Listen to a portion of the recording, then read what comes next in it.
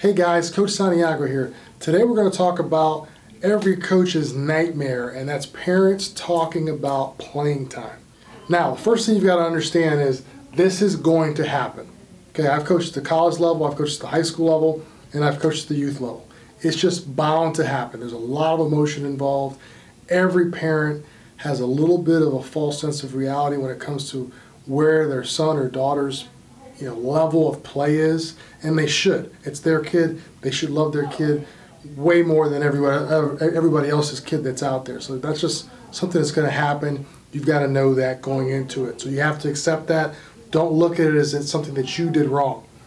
The 24-hour rule, it's something that I like to use when we're talking to the first time our players come into our program, or a parent comes into our program. We want them to know that, look, what I don't want to have happen is a parent calling me, texting me, or approaching me right after a game, right after a practice, or right after an issue, okay?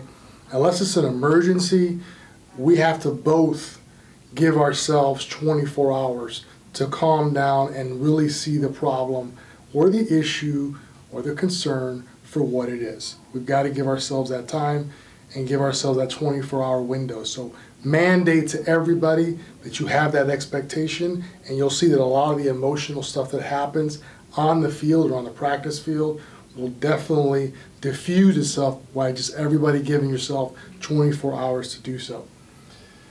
When you finally get to talk to people, address the concerns, not the emotion, okay? So for example, if a mom calls you and she is level 10 mad about little Johnny or little Tammy not playing a certain position or not doing something that she thinks, you've got to let that emotion flow. You've got to understand it's going to happen. And sometimes people just want to yell at somebody.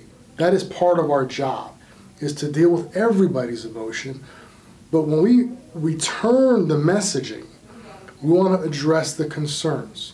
Get them to agree to something that is the primary source of the issue, and then you as a coach try to address it. And if it's a solvable problem, give them a nice, calm, easy response to addressing that concern that does not compromise your position as a coach. You are still the coach. You still have the power of the pen. You still make all the decisions, and you are still the leader of the organization. So do not take a backseat to parents.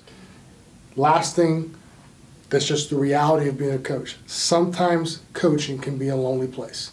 When you start to coach, you put yourself in a leadership and decision-making position. So just know that when you do that, you're going to have situations where people don't agree with your decisions. People don't agree with how you handled something. People don't agree with why you did something. So that's just the way it is. But as long as they respect you and know where you're coming from as a coach, you'll find your way to solve these problems. Some of my best friends today were parents of players who may not have always liked me, and they may have had some issues with me.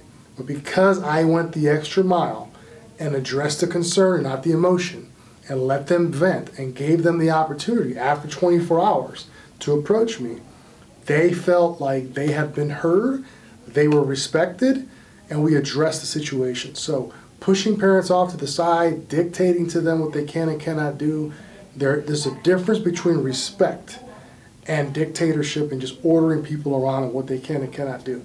Understand, you can't take their money, you can't take their funding, you can't take their time and then not give them an opportunity to address you if there is an issue. And again, I always start off every season by saying to myself, whatever my problems were the year before, I want to try to address them before the season starts so I don't have to deal with those issues again moving forward.